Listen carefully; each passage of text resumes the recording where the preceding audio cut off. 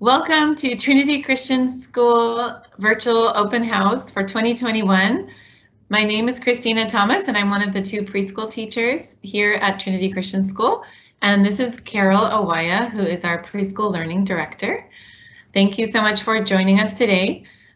We wanted to give you guys an idea of our school, give you a feeling for our school and for the classroom and the routine that we have here, so that you can have a vision of where your children will be next year if they get to be here with us. So we have two preschool classes. They each have approximately 10 children and up to 12. So nice and small, which really helps for, small group learning and one-on-one. It's a wonderful, intimate setting here. And we start our day, my class starts the day outside. So we have an outside area and an inside area, and we rotate between the two, which allows for a lot of gross motor skill learning and fine motor skill learning throughout the day. So for my pre-K white class, we are the joyful jellyfish, and we start the day outside. I won't do it right now because I'll just stay here in the classroom, but we start in a circle, so all the kids sit in a circle. We start with prayer and we learn a Bible story. We focus on a Bible story each week, and we learn it through different children's Bibles. And then we also have the children retell the Bible story so that we can make sure they're, aware of what they're learning. And the Bible stories are very, very nicely written. We have some wonderful children's Bibles here. So that's how we start the day. We also start with lots of songs. In my class, we sing Aloha Kakahiaka, which is Hawaiian for good morning. So we love to start the day with music and singing and welcome songs for everyone's names so that they quickly learn each other's names. And then we move on to our we do the Bible story and then we go to outside play. So every week we have different activities outside. There are different centers. It's actually a great space outside. So there's area for painting, there's an area for water play, there's an area for kicking and throwing balls, playing doing bowling, sandbox. There's a climbing gym. There's also even a climbing wall, which the kids love. And then there's actually a Carol, what's the word? The firemen shoot. Fire pole. Fire pole, sorry. Right, fire pole. So there's a fire pole that they go up the climbing ladder, and then they walk across a bridge, and then they can go down the fire pole. So there's a lot to do. There's tricycles and different moving vehicles. So I feel lucky that my class gets to get all their energy out before we come inside. And have more focused time. But either way, it's great because the children in the other class also get to have plenty of outdoor play. We make sure it's equal so that all the kids get lots of time outside so that they can focus better when we're in the classroom. So after our outside playtime, we also have snack outside. So all the children will sit at the table, we wash hands, we go to the tables, they spread out their napkin, and then we say grace before every snack time, and they have snacks that generally we can share with you our list of food to make sure it's appropriate and that there are no allergies, of course. And it's all stuff that the kids like cheese sticks, craisins, crackers, sometimes hummus. So it's pretty yummy stuff. Sometimes the yogurts. And then if there is an allergy, we can have a special, the parent can bring in a special snack for that child each day. So we then move on to our specials. So in our class we have, on Tuesdays we have music with Mrs. Butin. On Wednesdays we have Hawaiian with Ana Kepua, who is a personal friend because she was also my children's preschool teacher for several years. So we feel very close to Ana Kepua. She is wonderful. And she teaches the children Hawaiian songs, Hawaiian stories, and she's just awesome. She has such an awesome energy. The children love her. Then on Thursday we have art class with Mrs. Galetsky. And so they sit in the cafeteria and they spread out and they all have their smocks on and they do all different kinds of art activities. They get nice and messy with that. And then on Fridays is our big epic swimming day. So we get to, the kids come to school dressed in their swim clothes. Then we have about 20 minutes per group of 4 to 5 children. Well, actually 3 to 5 children, depending on the number of students in the class. So we have very small, nice small groups. So they get into the pool right away, then they come out and we change them, and then the next group goes in right away. So they each have about 20 minutes, or each group has about 20 minutes in the classroom. And they love that very, very much. So then we change them back into their clothes. They have outside playtime, and then we come into the classroom. So when we come into the classroom, this is our circle area. So you can see we have lots of, by the way, Carol cut me off when I'm, if there's anything you want to add, I'm just talking. Okay, so this is our calendar. As you see, we are in the month of October, and so we have all of our numbers are pumpkins. So we talk about the day of the week. I see that they switched these. We talk about the day of the week. We talk about the month, and then we talk about the year and the numbers. And this is also a perfect opportunity for learning counting. So we're trying to get to 20 together. And then we have a letter of the week. So right now the letter is A. And we also do a lot with names. So I'll show you their names. I have little names here. They're all laminated. So they're getting to know their names. So we focus a lot on the first letter of the name and then the shape of the name so that they can start to recognize their name compared with other friends in the class. So they can learn their names this way. And so we talk a lot about the first letter of the name. We also over here have the weather. So we talk about what's the weather today. Obviously here in Hawaii, it's often sunny, but sometimes it's cloudy and sometimes it's rainy. Never snowy, but so that's a fun weather chart. And then of course we have up here, I don't know if can you see that? Oh, wait, hold on. Oh, there's our flag. So we do teach the Pledge of Allegiance here. So all the kids stand up and it's kind of fun. The line leader gets to hold the flag, and then everyone repeats the Pledge of Allegiance after me. And they do a great job, which is actually impressive because there are some really big words. Then we move on to centers. Oh, so we do those things. I usually read a story that's related to our unit. So right now it's pumpkins and fall.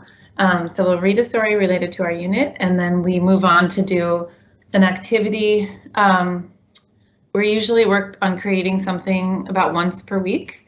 This year it's been a little thrown off because we have had a couple of quarantine situations due to COVID. So, but we try to aim for once a week, trying to produce something. So we had an apple facts book, we have a life cycle of a pumpkin book, we have Noah's Ark, painting. So we have a lot of really wonderful things that you'll get to see that get sent home. So then I'll show you the class where we move on to centers. So here actually is our block center. You see, so here's our block center. Over here is our home center, where obviously there's lots of imaginative play that goes on here. Over here, well, I'll go here first. This is our library over here, and a quiet area where they can read a book. There's also Legos here. We kind of have to mix some things together. Here you see we have our pumpkins set up, lots of little tiny pumpkins they get to play with. And then also this big pumpkin, which we've done a lot of things with, as you can see. Oh, let me see if I can still open it. Oh, it's stuck now. But the top of this pumpkin, we cut it open and all the kids got to put their hands inside and feel the gooey guts of the pumpkin and also feel the seeds, and we took out some seeds. So, and over here we have our family pictures, which is a really sweet area. The kids can go there, especially in the beginning of the year, if they feel like they're missing mom and dad. Okay, then over here we have our art, lots of art supplies. So this center is really for fine motor skills. Lots of art supplies here, so markers and crayons, but also on this side we have all kinds of activities for developing fine motor skills. We have Play-Doh, we have lots of magnet activities and threading, like sewing. I don't know if you can see what I'm doing, but sewing over here. And on this side, this is probably the most popular center. It's really our building center, creative play, but there's also a lot more than just building. So it's a lot of fun manipulatives and toys for the kids to play with. As you can see up here, we have lots of our supply bags for when we had to go into quarantine. We would make packets for the kids to take home, and then each child had a bag which had, you know, scissors, paints, markers, all the things they needed for doing their activities at home. So let me think, what else? Then we have our, after that, we have our lunchtime. So then we say a prayer, wash hands, go potty, say a prayer for grace, and then we go out to the cafeteria, which actually, I can just show you that since why not? So we go out here to the cafeteria. Right now, all the chairs are gone, but this is where they sit for lunch. And we've been spreading them out for COVID purposes, but they do take their mask off. I don't know how it will be next year, but inside they've been wearing masks, but at lunchtime, obviously they do obviously need to take that off. So then we have lunch together, and after lunch they dump their own plate if there's any leftovers, and then they come get their nap stuff, their nap mat and their blanket or sheet, or maybe a combination of those things. They can bring a stuffy if they like, and then we have our nap time in this room. So we have all the nap mats laid out. We push the tables to the side, and then we have all the nap mats laid out with blankets, and we turn off the lights. We make sure everybody uses the potty beforehand so that there are no accidents, hopefully, although sometimes we do have a few accidents. But that's, yeah, and then after nap time, we have our, some of the children get picked up. Oh yeah, Carol, I should talk about the schedule, right? Okay, so yeah, so at 8 o'clock, 7:30 to 8 o'clock is the typical drop-off time for most of the kids, but we do provide before school care starting at 6:30. So for parents who need to start early and drop off early, Trinity does provide that for you. Then there is a 12 o'clock pickup time, which is right after lunch, because we have lunch at 11:30, so we can make sure that the children are ready at 12, the ones getting picked up early. And then we have, after that, if they're staying after 12, then they're going to stay for nap, the whole entire nap, and then it will be 2:15 pickup time. And there's a bit of a grace period until about 2:30, 2:45. So that would be the next pickup. And then if there are children who are staying later than that, we have after school care that goes until 6 p.m. So I do think that's one of the things that makes Trinity really special, because it has such a long day that we offer if necessary, but really quality instruction and just, you know, quality teachers and also just wonderful, loving classrooms. So you kind of get the best of both worlds. And let's see, what else? What am I missing? Oh, I think you did a great job of covering the entire school day and our daily schedule. Thank you, Mrs. Thomas. And I just wanted to say for additional COVID protocols that we allow the kids currently to have their mask off outside during mealtime and also at nap time per DHS guidelines.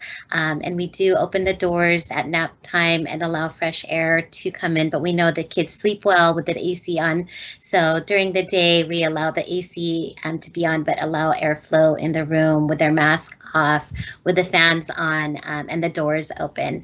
So regarding COVID protocols, that's what we are following currently, and hopefully as numbers improve and everything, we can be more back to normal, hopefully, as we've done in the past, and have additional field trips, such as going to the pumpkin patch and having the Honolulu Theater for Youth come and perform at our school. We will be watchful of the numbers and always keep safety as a first priority in mind when coordinating such things. So we will definitely keep you posted on if we are able to allow that and be able to coordinate that in the future. And I think Christina also mentioned that swimming is such a highlight for our school. The kids love it, and that's an awesome way of taking care of swim skills in school rather than having extra family time used up to take your child to an additional swim lesson outside of our school. I think you covered most of it. We have special events, like yesterday we had Dads and Donuts, and in March we'll have Moms and Muffins. So it's a great way to honor our families and our parents for all that they do, and it gets the kids really excited about showing their mom and dad what they made for them and just making them a part of our school. As you know, part of our mission is partnering with parents, so there's a lot of communication that goes back and forth in communication books, via email, and conversation when you drop off or pick up your child. So we love to have that partnership and really work hard to foster that partnership, which we really value here. Gosh, am I missing anything, Christina, that I felt like you covered most of it and I didn't have to add too much of it? But yes, we hope you will consider looking at our preschool, and observations do start at the beginning of the year. So the sooner you get your application in, the sooner we can observe your child to see if they're a good fit for our school as well as for your family. And